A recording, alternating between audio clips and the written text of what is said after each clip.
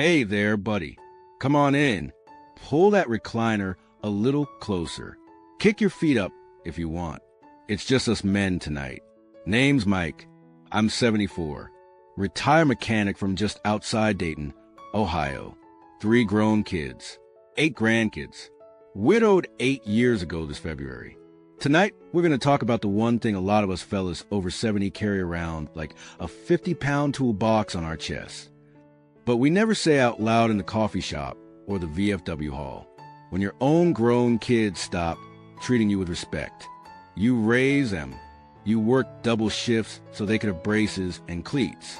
You taught them how to throw a curveball, how to shake a man's hand, how to back a trailer straight. You walked their brides down aisles and held their babies in the hospital. And now, they talk over you. They roll their eyes when you open your mouth. They correct you in front of the grandkids like you're the one who's 5 years old. They call when they need something, money, babysitting, or advice on the car, and then disappear for 3 weeks. If any of that just landed square between your eyes, give me a little nod, even if nobody's around to see it. You're not crazy. You're not out of touch. You're a man who gave everything. And now you're wondering where the hell your place went. Well, listen close, because tonight I'm handing you 6 grown man ways to get that respect back. Not by yelling, not by guilting, not by turning yourself into a doormat with gray hair, but by quietly becoming the kind of father, the kind of man they can't help but look up to again. I've walked every single step of this myself.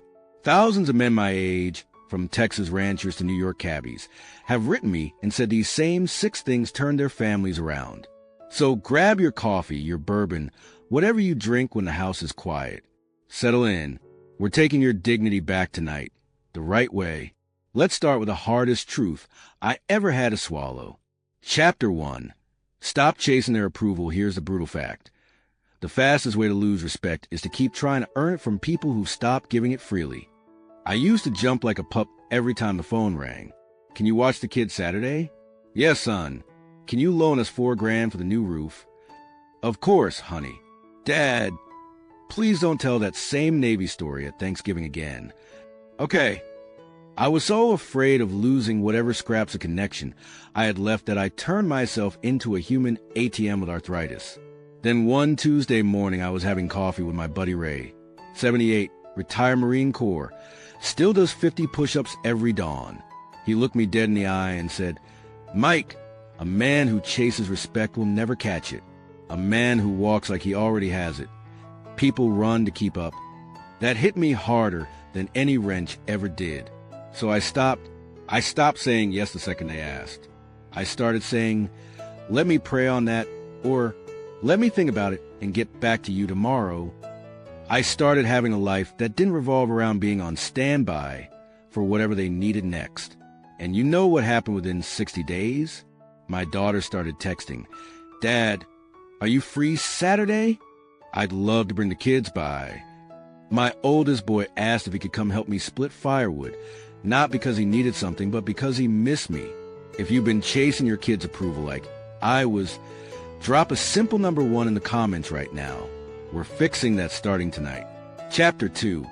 The power of a calm, firm no.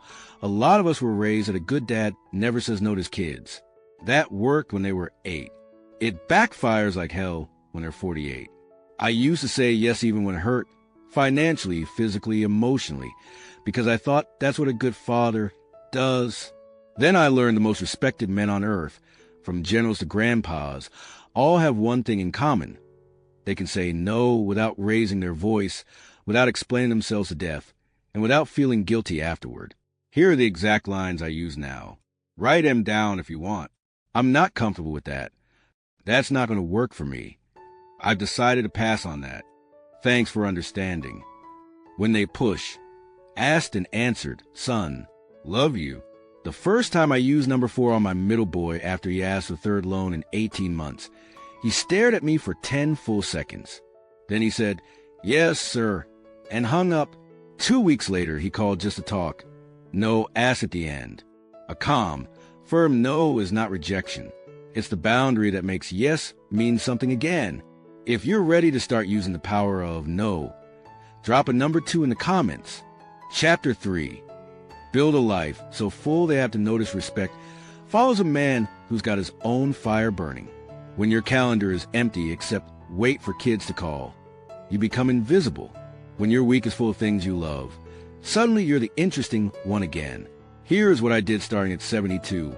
Monday nights, wood shop class at the senior center. Build a rocking horse for my youngest grandbaby with my own 2 hands. Wednesday mornings, 5 a.m. gym with 4 other old goats. We grunt, we spot each other, we drink coffee after. First Thursday every month. Poker night with the same 6 guys since 1983.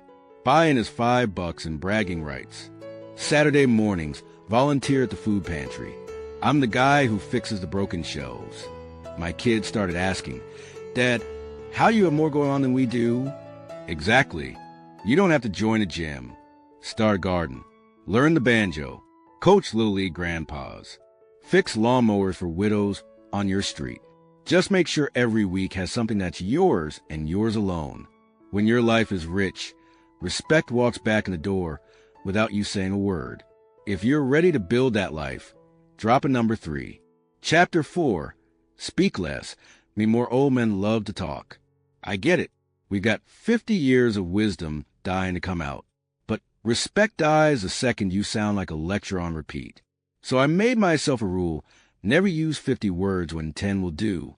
Instead of, back in my day we didn't have all these video games, and we turned out just fine, and kids respected their parents. Now I say, different times, son. Love you.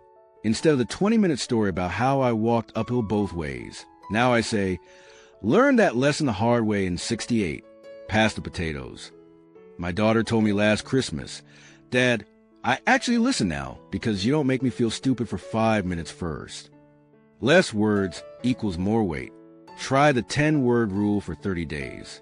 Watch how fast they lean in when you open your mouth. Drop a 4 if you're taking the 10-word challenge. Chapter 5. Lead the family again. Quietly, a man who leads doesn't need to announce it. He just sets the table and people show up. Here's what I started doing every year like clockwork. Second Sunday of every month. Sunday dinner at my house. My rules. Phones in the basket. Grace before meals. Everybody brings 1 dish.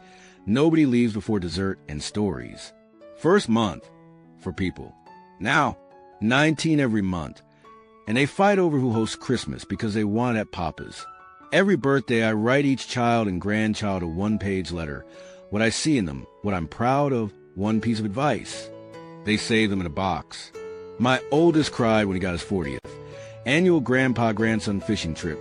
No daughters-in-law, no phones, 3 days, 1 lake, catch and release and life lessons. Spots are fought over a year in advance. You don't beg them to show up. You create something worth showing up for. Drop a 5 if you're ready to lead again. Chapter 6. The final move. Love them without needing them. This is the big one. Buddy, the one that changes everything. When you love your kids without needing them to love you back the way you want, you become the strongest man in the room. I still love my kids with every beat of this 74-year-old heart. I'd still take a bullet for any of them. But I no longer need their approval to know I'm a good man. That freedom is like taking off a 40-pound pack I carried for a decade. The day I truly let that go, my middle son showed up unannounced with a 6-pack and tears in his eyes.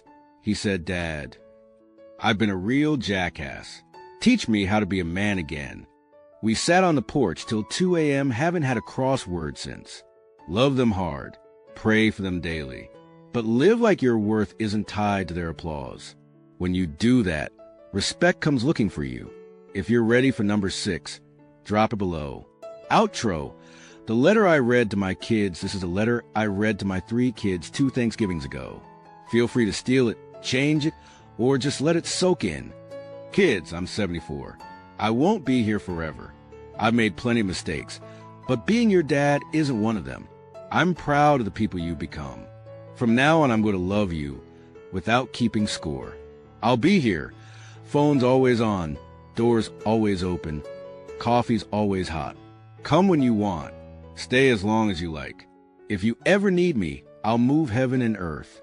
But I'm done chasing. I'm done proving.